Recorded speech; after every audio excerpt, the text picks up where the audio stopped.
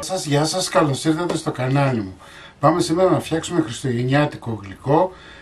Το λένε χασλαμά, το φτιάχνουν πολύ στη Σαμοθράκη.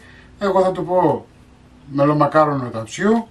Μην ξεχνάτε να κάνετε κοινοποίησεις στα βίντεό μου, να κάνετε γραφούλα στο κανάλι μου. Ό,τι θέλετε να έρθετε στις ομάδες μας, μαγειρικές απολαύσεις και Γιώργος Ζόλης μαγειρικές απολαύσεις. Γράψτε μου ένα σχόλιο αν σας άρεσε η συνταγή ή αφήστε μου μία καρδούλα. Και τώρα πάμε να σας δείξω την εκτέλεση και τα υλικά. Πριν ξεκινήσω να σας πω ότι το συγκεκριμένο γλυκό μπορείτε να το πείτε και χασλαμά, όμως εγώ δεν θα το ονομάσω έτσι, γιατί σε κάθε μέρος, σε κάθε τόπο φτιάχνουν ειδική συνταγή με ειδικά υλικά, οπότε προτιμώ να το πω μελομακάρονο ταψιού και να έχω το κεφάλι μου ήσυχο. Πάμε να ξεκινήσουμε λοιπόν με το σιρόπι. Σε μία κατσαρόλα θα βάλω μία κούπα νερό, 250 γραμμάρια, μία κούπα ζάχαρη, 240 γραμμάρια, λίγες φλούδες από πορτοκάλι, 2 ξύλα κανέλας, χυμό από μισό λεμόνι. Ωραία. Θα ανακατέψω λίγο και θα το βάλω από την ώρα βρασμού 3 λεπτά. Εντάξει, το σιρόπι όπως βλέπετε είναι λίγο γιατί θα μπει αρκετό μέλι.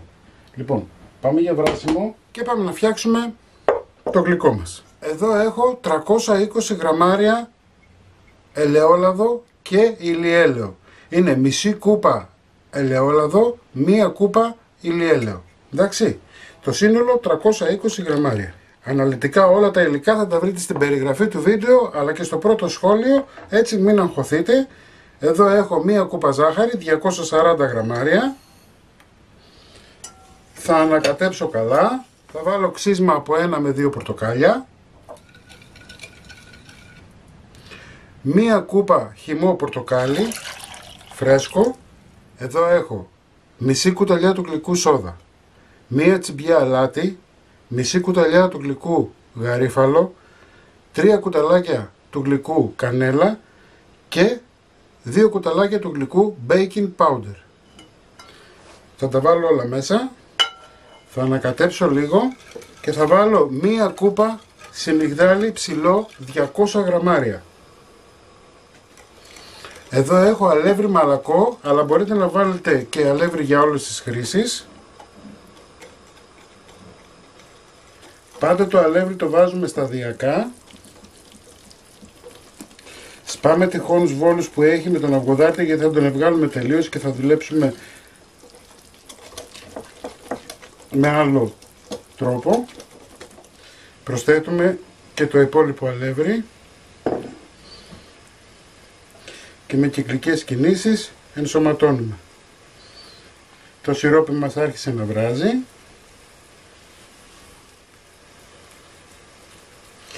Και σε αυτό το σημείο θα το αφήσουμε για 20 λεπτά να ξεκουραστεί και να φουσκώσει λίγο το σιμιγδάλι. Αφού έλειωσε η ζάχαρή μας στο σιρόπι, θα βάλω ένα βάζο μέλι. 900 γραμμάρια, 1 λίτρο, όσο είναι ένα βάζο μέλι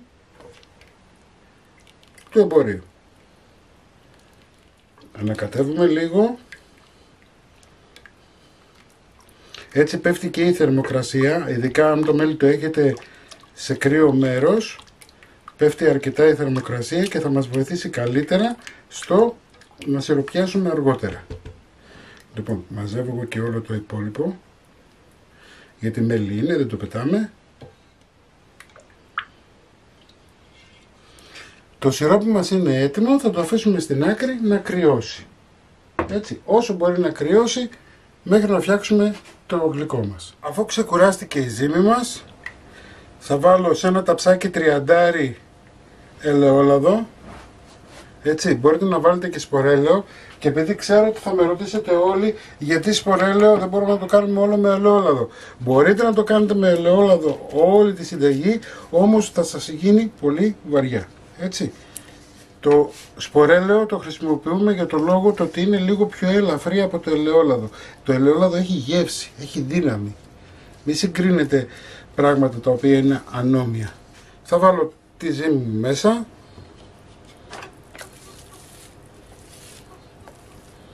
Βλέπετε πως έσφιξε. Δεν σας είπα το αλεύρι. Το αλεύρι είναι 4,5 κούπες ή 675 γραμμάρια. Αυτό που έχουμε τώρα να κάνουμε είναι να το απλώσουμε να πάει παντού. Λοιπόν, αφού έχουμε στρώσει όσο μπορούμε καλύτερα, θα κάνουμε τώρα ένα σταυρό. Καλό είναι να πάρετε ένα ξηράφι που να μην έχει πάχος πολύ ή ένα μαχαίρι, έτσι για να μπορέσει να δουλέψετε καλύτερα. Λοιπόν, θα κάνουμε ένα σταυρό. Βλέπετε πως πηγαίνει με το ξηράφι καλύτερα. Αν βλέπετε ότι για οποιοδήποτε λόγο πάει να σας κάνει πρόβλημα, το βουτάτε σε λίγο ελαιόλαδο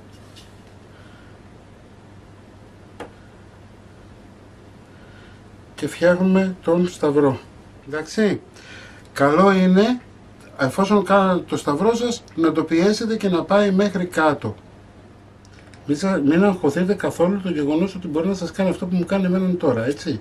Λίγο λαδάκι και κατευθείαν θα στρώσει. Έτσι κι αλλιώς μπορείτε λιγάκι να το πιέσετε μετά. Λοιπόν, έχουμε τώρα 4 τέταρτα. Θα κόψουμε στη μέση ακριβώς το 1 από τα τέταρτα.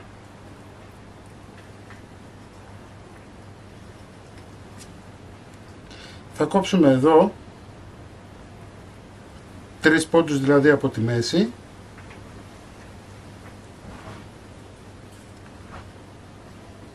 Και εδώ ένα κομμάτι ακόμα.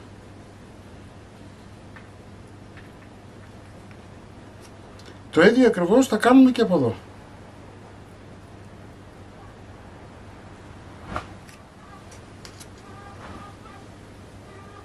Εντάξει. Εδώ έχουμε τη μέση. Αυτό που θα κάνετε τώρα είναι να ξεκινήσετε από εδώ και να φτάσετε στη γωνία τη δεύτερη όμως, όχι εδώ.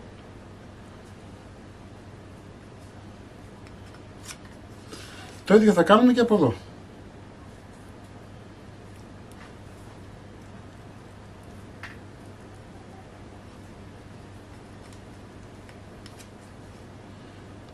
Εδώ θα ξανακάνουμε πάλι το ίδιο. Δεν θα φτάσουμε όμως σε αυτή τη γωνία, θα φτάσουμε εδώ, σε αυτή. Για να βγαίνουν κομμάτια να μπορεί να φάει ο κόσμος. Και το ίδιο θα κάνουμε και από εδώ.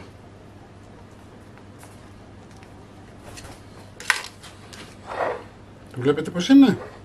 Με αυτόν τον τρόπο θα κάνετε και τα υπόλοιπα 3 κομμάτια. Δηλαδή θα χωρίζετε κομμάτι, κομμάτι, κομμάτι και θα κάνετε αυτό το πράγμα που σας έδειξα. Κοιτάξτε τι ωραίο που έγινε το σχέδιο. Θα το κάνετε όπως σας έδειξα. Έχει προθερμανθεί ο φούρνος μας σε 160 βαθμούς αντιστάσεις πάνω κάτω. Θα ψήσουμε τουλάχιστον 60 με 70 λεπτά, χαμηλά το ταψί, έτσι, γιατί δεν θέλουμε να πάρει πολύ χρώμα από πάνω. Πάμε για ψήσιμο. Το γλυκό μας είναι έτοιμο, όπως σας είπα, 70 λεπτά σε χαμηλή σχάρα, έτσι, στην πρώτη σχάρα προς τα κάτω. Πάμε τώρα να σιροπιάσουμε.